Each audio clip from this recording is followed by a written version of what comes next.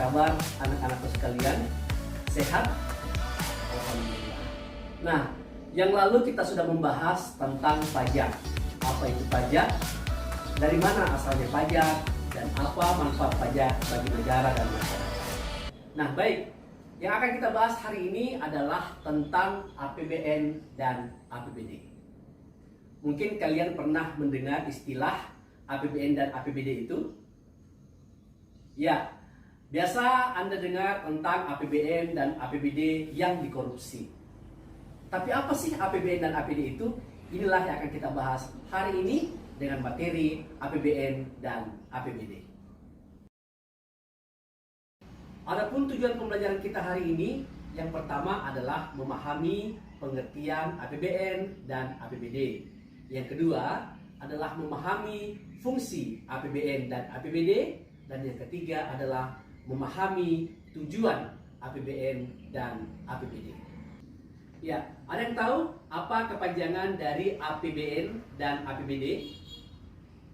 Ya, betul sekali. APBN adalah anggaran, pendapatan, dan belanja negara. Kemudian APBD adalah anggaran, pendapatan, dan belanja daerah.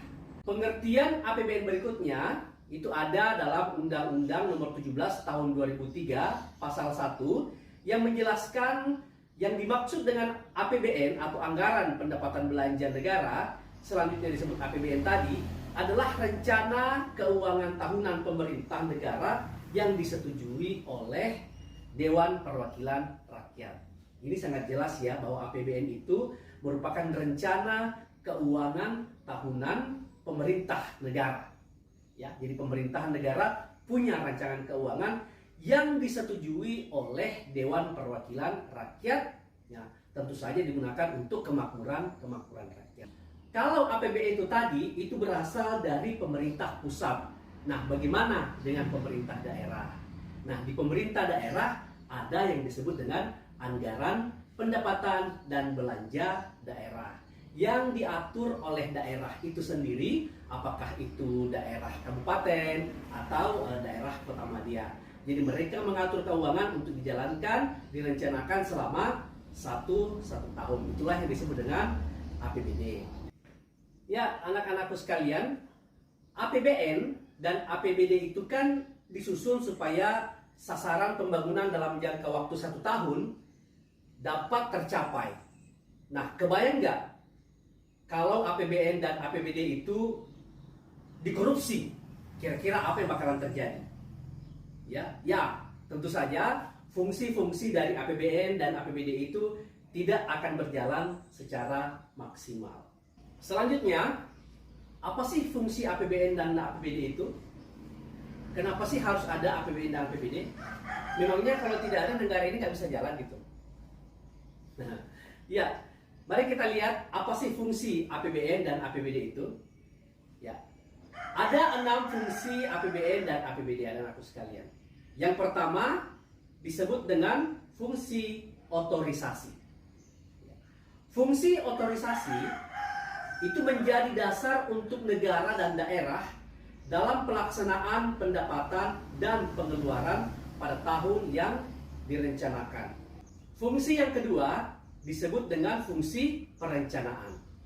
Nah, APBN dan APBD dibuat sebagai pedoman untuk merencanakan kegiatan pada tahun anggaran yang direncanakan. Jadi APBN dan APBD menjadi sebuah pedoman ya untuk merencanakan kegiatan. Fungsi yang ketiga adalah fungsi pengawasan. Nah, APBN dan APBD juga menjadi pedoman untuk menilai apakah penyelenggaraan kegiatan tersebut sudah sesuai dengan ketentuan atau belum. Fungsi yang keempat adalah fungsi alokasi. Nah, apa maksud dari fungsi alokasi itu? Jadi begini, APBN ini kan berasal dari pajak. Nah, dari pajak tersebut dikumpulkan menjadilah APBN, kemudian mau dialokasikan kemana?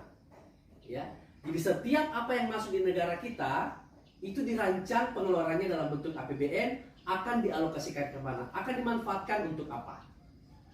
Contohnya saja pembangunan rumah sakit, ya, pembangunan jalan tol, ya, pembangunan rel kereta api, dan pembangunan yang lainnya. Tentu saja semua ini adalah untuk kemakmuran dan kesejahteraan rakyat. Fungsi yang kelima disebut dengan fungsi distribusi. Artinya apa? Dari APBN yang telah disusun tadi, itu kemudian tidak hanya dianggarkan atau tidak hanya digunakan di pusat saja atau di pemerintah pusat saja, tetapi harus didistribusikan ke daerah-daerah, ya. Jadi setiap daerah akan mendapatkan hak dari APBN ini. Fungsi yang keenam adalah fungsi stabilisasi. Jadi APBN ini memiliki fungsi stabilisasi. Misalnya begini, dengan adanya APBN atau APBD itu sebenarnya dapat menstabilkan keadaan ekonomi.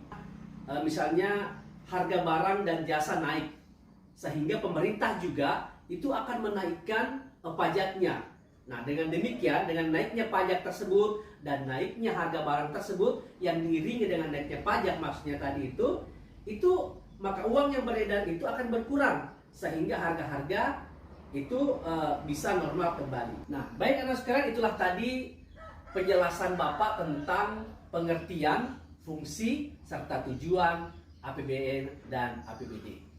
Jadi jika ada pertanyaan, pentingkah APBN dan APBD itu? Tentu saja jawabannya adalah sangat-sangat penting. Oleh karena itu, warga negara yang baik itu harus taat pajak. Demikian pertemuan kita untuk hari ini. Terima kasih, jaga kesehatan, dan tetap semangat.